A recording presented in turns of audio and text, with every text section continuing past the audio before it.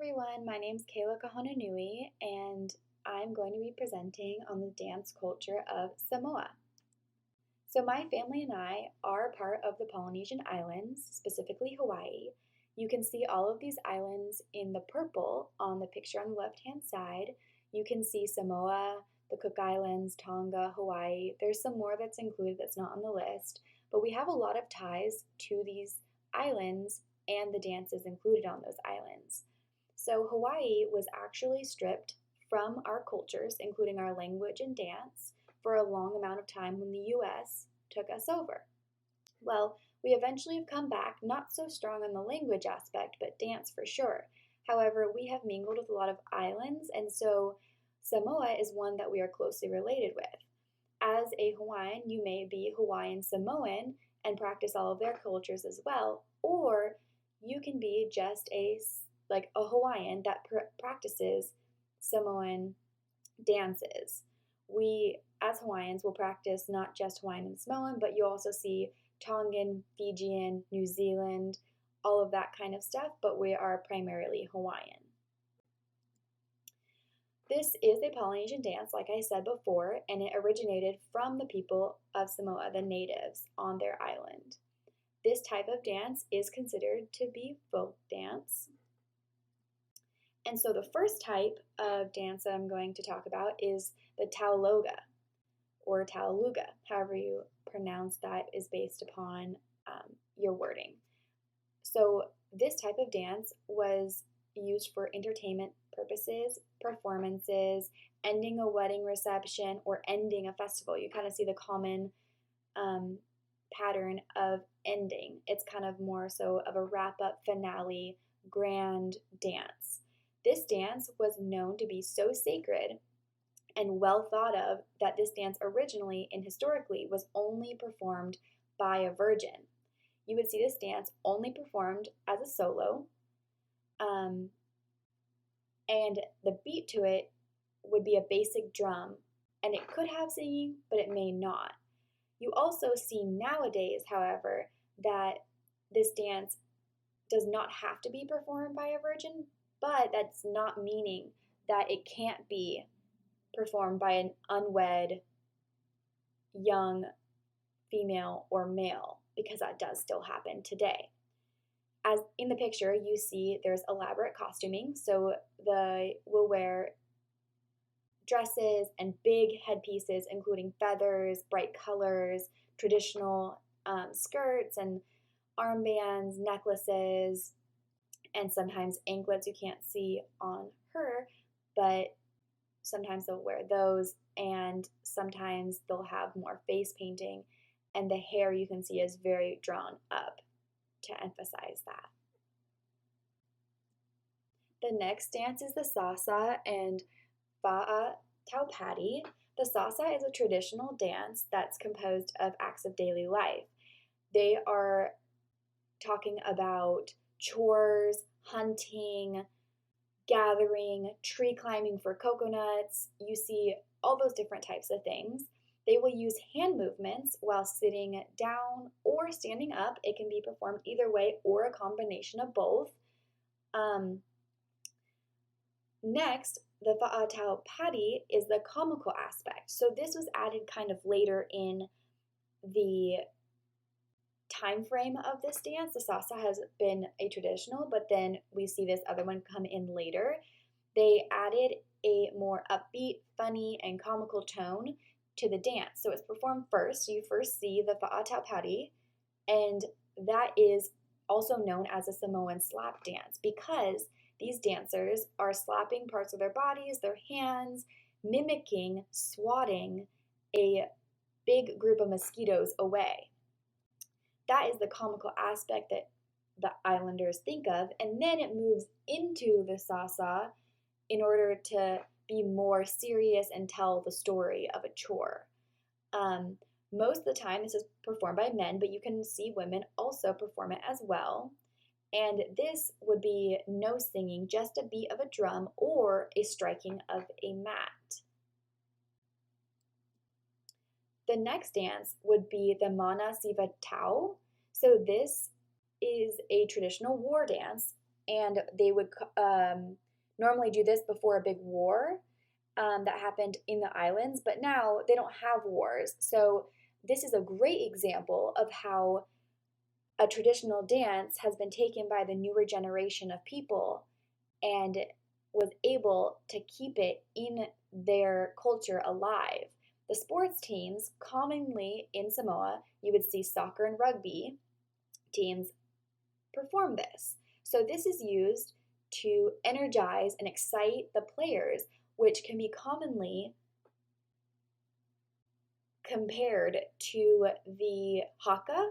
A lot of people know about that in New Zealand for their sports teams.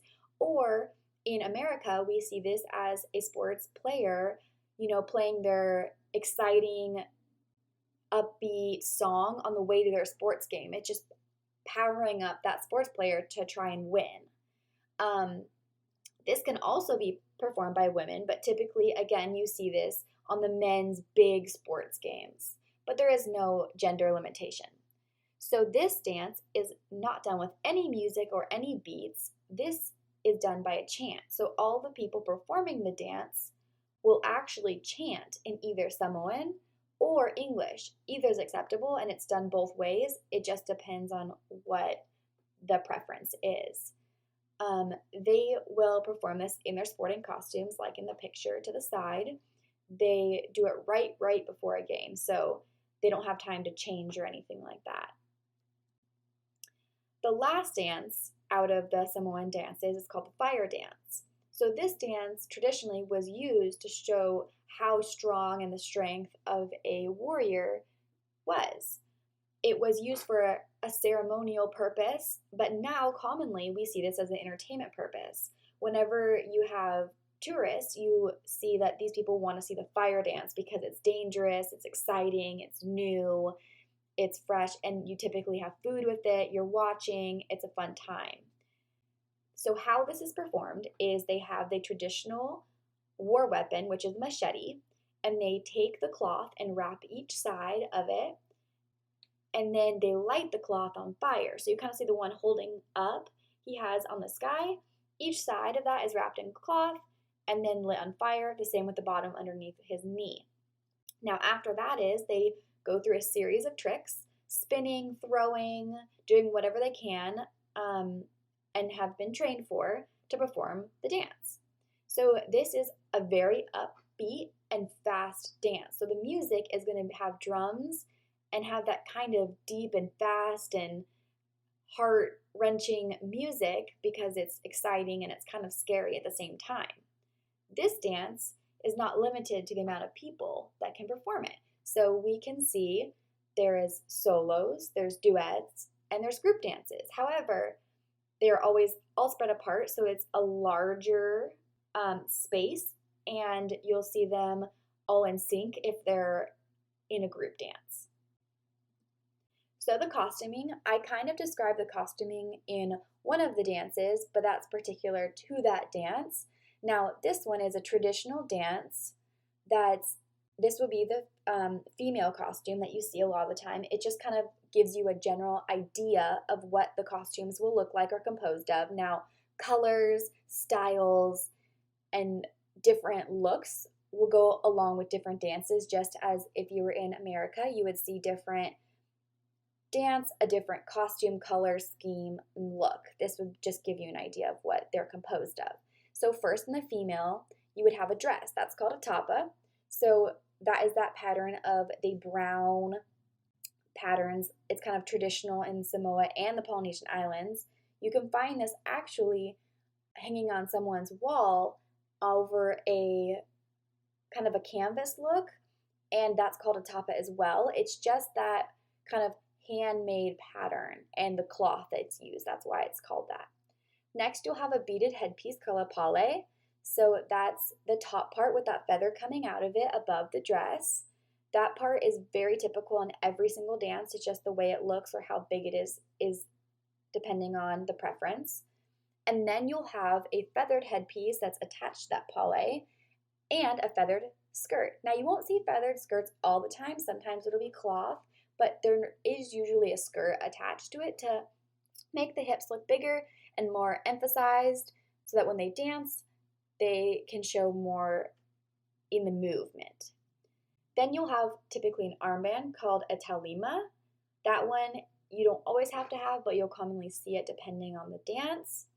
And then a necklace called a ulale, which can be made out of coconut shells or tusks, and it just depends on the look again.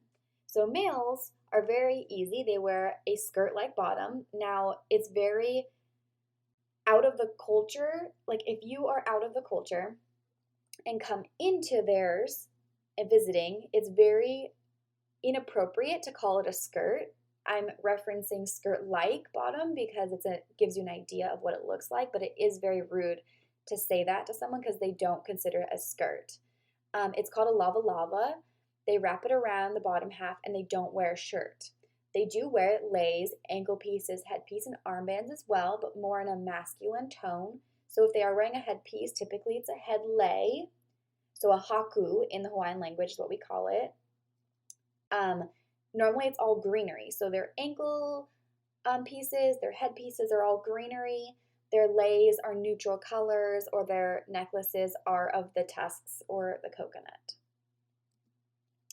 This is my citations, and the citations continue. Thank you for listening for this presentation. I hope you enjoyed.